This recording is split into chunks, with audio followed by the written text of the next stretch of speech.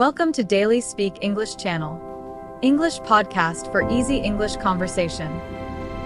Okay, before we even say hello, I need to ask you something, and I want you to be honest with me. Oh no, this already feels like a trap. It's not a trap, it's a question. When your alarm goes off in the morning, what is the very first thing you feel? Deep, personal betrayal. Like, I set that alarm. I chose that time. And yet, when it goes off, I feel like someone has wronged me. Betrayal. Okay, so you're already one of us. And if you clicked on this episode, I'm gonna guess you also didn't wake up this morning feeling fresh, radiant, and grateful for the gift of a brand new day. No. You probably woke up, stared at the ceiling for a moment, had one thought that wasn't really a thought, more like a vibe. And that vibe was, why? Just why? No follow-up, just why? And then, slowly, very slowly, you negotiated yourself into getting up. And here you are, listening to us. And honestly, we're so glad you made it. Because today, we're going to talk about exactly that feeling, where it comes from, what it means, and what you can actually do about it. Welcome to Daily Speak English, the podcast where real English meets real life. I'm Daniel. And I'm Maya. And today, we are having a deeply honest, occasionally dramatic, genuinely helpful conversation about mornings. Specifically, why they can feel so heavy, so slow, so personally offensive. Personally offensive, yes. We're going to talk about why that happens, what's actually going on inside your brain and body, and what small, doable things can help you start the day feeling a little more human. Not a lot more human. We're not promising miracles, just a little more. A little is enough. And we'll also be doing a full word tour at the end, where we slow everything down and look at the key vocabulary from today's conversation. Real words, real phrases, the kind you can actually use. This is a B2 level episode, so you'll hear some richer vocabulary along the way. But don't stress. You don't need to catch every single word. Just relax and let the English come to you. Think of it like sitting in a coffee shop, listening to two friends talk. Two friends who also struggle with mornings. Deeply. Very deeply. So get comfortable, grab something warm to drink, and let's get into it. Part 1. The many flavors of morning tiredness. So Daniel, let me paint a picture. Okay, I'm ready. Paint away. It's morning. Your alarm has gone off. The day is technically starting. Your eyes are open. And yet, your entire body feels like it has submitted a written complaint about the situation. A written complaint, filed formally with a cover letter. Nothing bad has even happened yet. No stressful message, no traffic, no problem. And still, you wake up feeling like life is already asking for a little too much. Yes, like I just got here. Can you give me a minute? Exactly. And there's actually a word for that specific early morning feeling. Groggy. Groggy. Say it slowly. Groggy. It sounds exactly like what it is. It does. Groggy is that fuzzy, half-awake state where your eyes are open, but your brain is still somewhere warm and comfortable, completely ignoring the fact that the rest of you got up. Like you've walked into the kitchen, opened the fridge, and just stood there, staring, because you forgot why you came. But you're also completely at peace with that. Just standing there, accepting the fridge. Unbothered. Groggy. Or, and this happened to me last week, you put your phone down somewhere and then you spend 3 minutes searching for it. And you're holding it. No. In my hand the whole time. That is so groggy. That is peak groggy. Your brain simply did not log the event. It filed it under not my problem right now. And look, groggy isn't dramatic. It's not suffering exactly. It's more like blurry. Your brain is just arriving fashionably late to its own morning. Now, there's a completely different kind of difficult morning. The ones where you wake up on the wrong side of the bed. Oh, that idiom. Say it with me. To wake up on the wrong side of the bed. It means you start the day in a bad mood. But here's the key. For no clear reason. Nothing went wrong. Nobody upset you. The day is completely innocent, and yet you're already not impressed with it. The day hasn't done a single thing, and you've already filed a complaint against it. It's 9 in the morning and the day is already on trial. Guilty until proven otherwise. And I think this distinction really matters because there are two very different mornings happening here. One is physical, groggy, blurry, slow to arrive. The other is emotional, already closed, already a little irritated. And when you understand that difference, you stop calling everything laziness.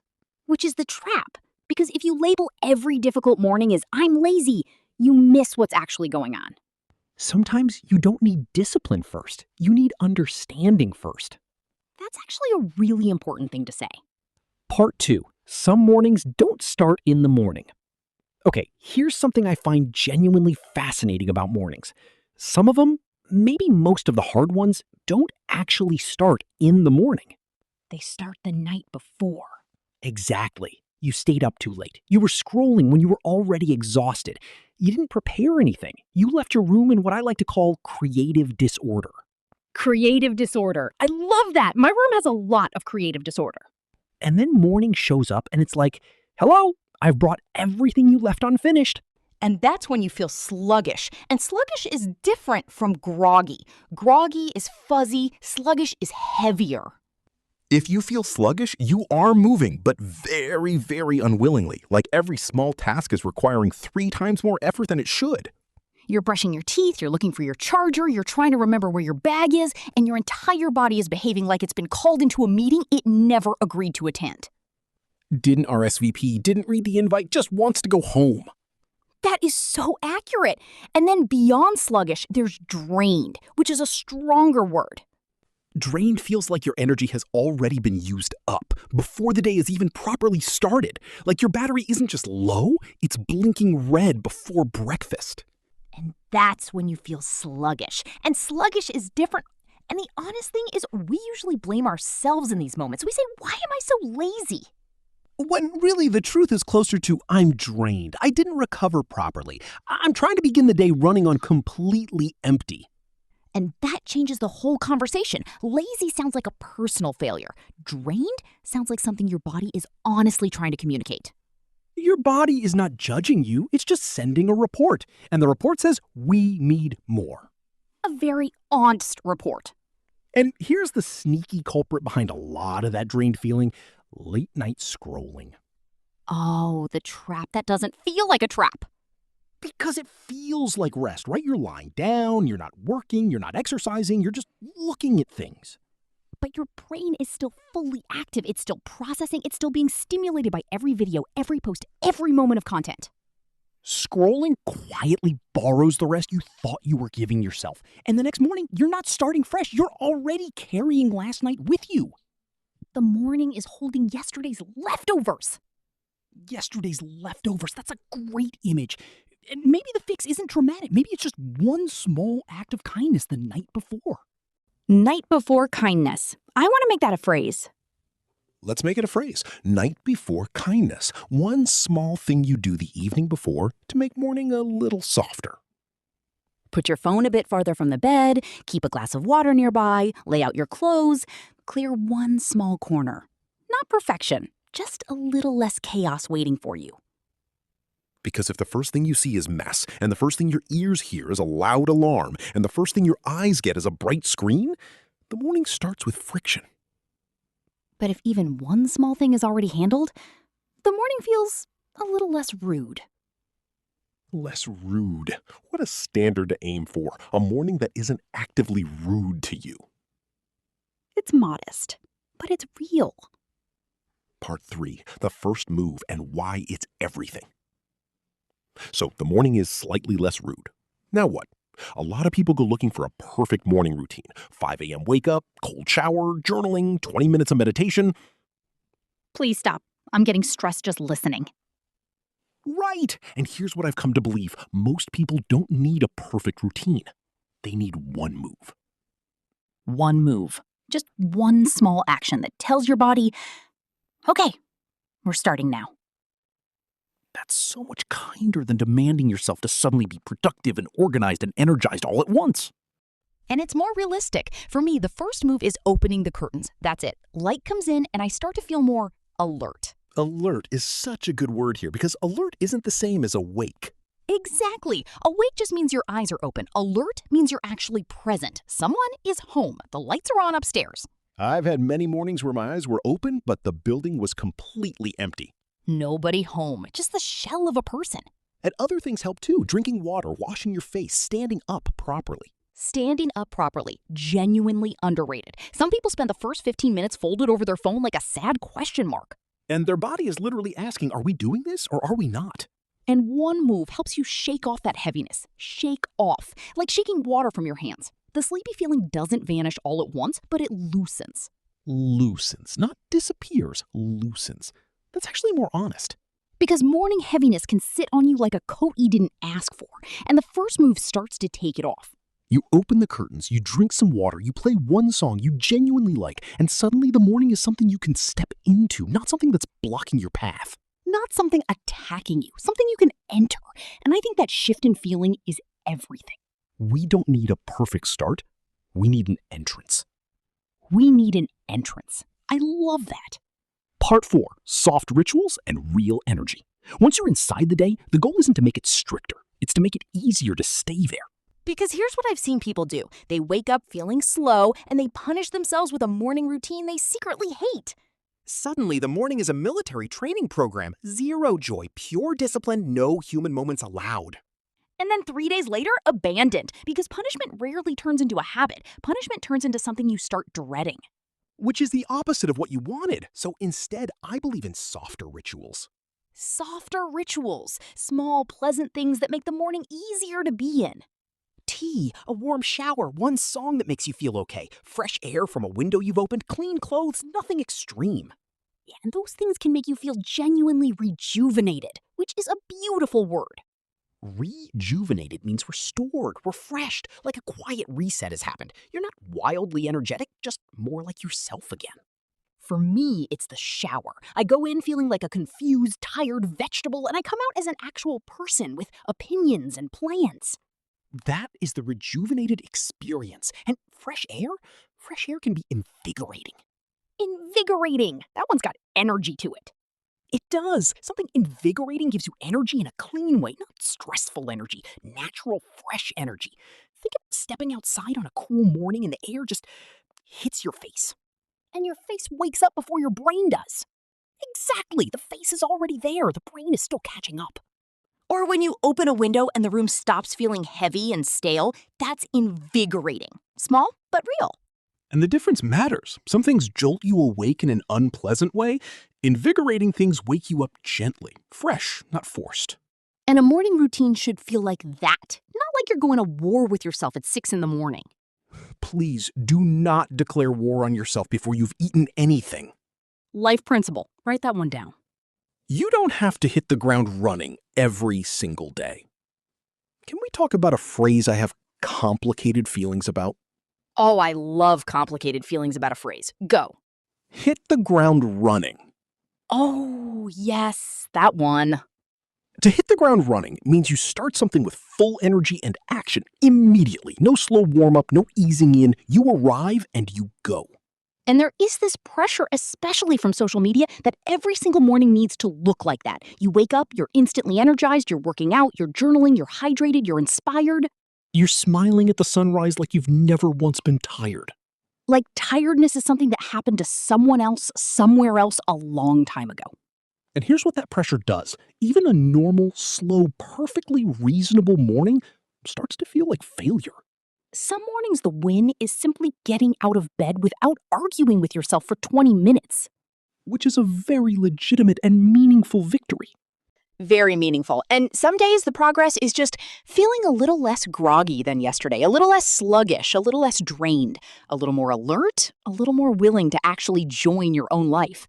A little more willing to join your own life. That's the goal. Not performing a perfect morning, building one, slowly, kindly, in a way that actually fits your real life. Your real, imperfect, sometimes chaotic, always worth it life. I think that's a beautiful place to pause. Before the word tour. Let's do it. Word tour, today's key vocabulary. Okay, word tour time. We're going to slow everything down and look at the words and phrases we use today.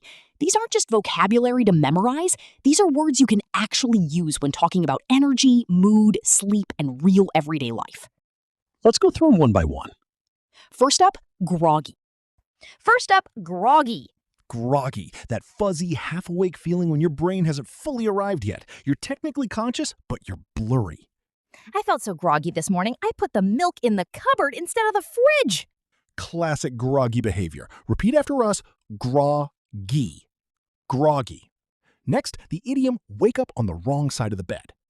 If you wake up on the wrong side of the bed, you start the day in a bad mood, but for no obvious reason. The day hasn't done anything, you're just already over it. Sorry if I seem a bit quiet today. I think I woke up on the wrong side of the bed. Repeat, wake up on the wrong side of the bed. Next, sluggish. Sluggish means slow and low in energy. You're moving, but everything takes more effort than it should. Heavier than groggy. I felt sluggish all morning after staying up too late.